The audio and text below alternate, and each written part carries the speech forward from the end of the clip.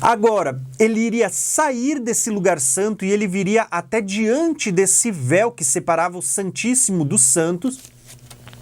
E ali, segundo a tradição, existia um suporte onde ele deixava essa vasilha com o sangue de touro diante do véu e ele iria sair para fora. Ele voltaria aqui nesse altar de sacrifícios de novo. Agora, com essa saída para o altar de sacrifício, ele iria sacrificar aqueles 2 bodes. Lembra que ele tinha lançado a sorte sobre os 2 bodes? E quando ele lança a sorte, um seria para o Senhor, outro seria para Azazel. Aquele que seria para o Senhor, ele seria sacrificado. Durante esse período do sacrifício, ele declararia 10 vezes o nome do Senhor, o Yud-He-Vav-He.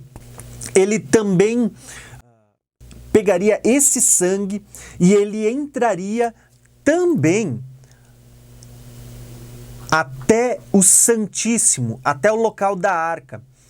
E essa seria a terceira grande entrada dentro do lugar santíssimo.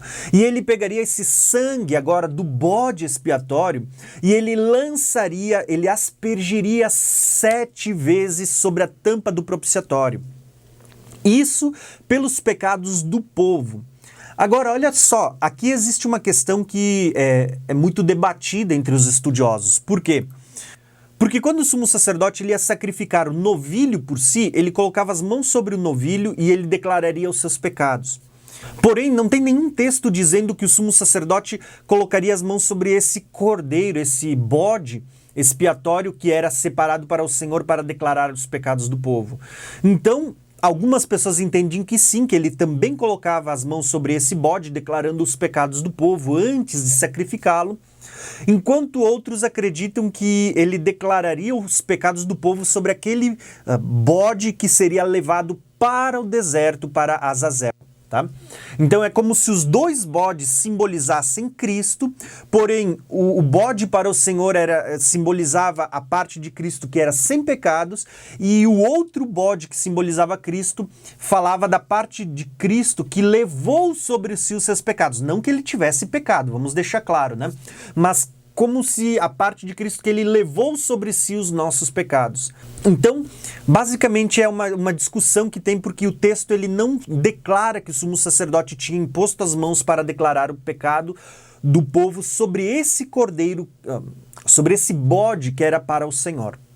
Nessa terceira vez, o sumo sacerdote ele entrava até o lugar santíssimo e ele também ia fazer o mesmo ritual, ele iria aspergir o sangue desse bode, agora pelos pecados do povo, né? O sangue de touro era pelos seus pecados, agora o sangue do bode era pelos pecados do povo, sobre essa tampa do propiciatório. Por isso que vocês vão ver no Novo Testamento a Bíblia dizendo que Cristo é a propiciação pelos nossos pecados, em textos que a gente já leu nos vídeos anteriores. Por quê? Porque o sangue de Cristo foi levado até a arca, até a presença de Deus, que é um símbolo do trono de Deus. Ele é a propiciação pelos nossos pecados. É daqui que surge essa expressão usada no Novo Testamento, onde Paulo usa os romanos, onde João vai usar nas suas epístolas, né? Então, houve aqui 3 entradas no Santíssimo. A primeira com incenso, a segunda com o sangue de touro e a terceira com o sangue de bode. O sangue de touro pelos pecados do sacerdote, do sumo sacerdote, e o sangue do bode pelos pecados do povo.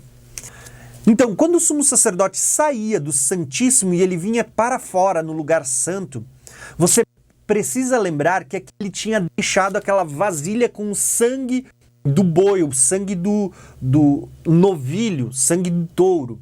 Então ele pegava essas 2 vasilhas e ele aspergeria 7 vezes o sangue do touro sobre esse véu, essa cortina que separava o Santíssimo do Santo, e ele também pegava aquela outra vasilha com sangue de bode e também aspergeria 7 vezes sobre esse véu de separação. Então, o que o sumo sacerdote fazia? Depois disso, e aqui também tem um mistério por trás disso, o sumo sacerdote ele misturava os dois sangues, o sangue do boi e o sangue do bode junto numa vasilha só, e ele pegaria esse sangue misturado agora e passaria nas 4 pontas do altar de incenso. É como se ele estivesse santificando de dentro para fora toda a criação. Por isso que talvez Paulo vai dizer assim que toda a criação ela geme aguardando a redenção dos filhos de Deus, né? Então você vê que o sumo sacerdote fazia isso e ele iria sair até fora, até o altar de sacrifício. E o que ele iria fazer nesse dia? Ele passaria o sangue agora na saída, ele já tinha entrado 3 vezes no Santíssimo, e na saída, quando ele voltava para a terra, quando ele estava voltando para o átrio exterior, que é um símbolo que aponta para a terra, ele estava voltando para o altar de bronze, ele iria passar nas 4 pontas do altar, iria aspergir 7 vezes esse sangue, 7 vezes sobre o altar, e esse sangue seria derramado sobre a terra. Tá? Numa das pontas do altar, seria derramado no chão, sobre a terra. Então, aqui tem muita revelação conectada ao livro do Apocalipse, onde também está sendo narrado o dia do perdão, o dia do Yom Kippur, o dia de juízo, o dia de quebrantamento, o dia de jejum, de se humilhar. Por quê?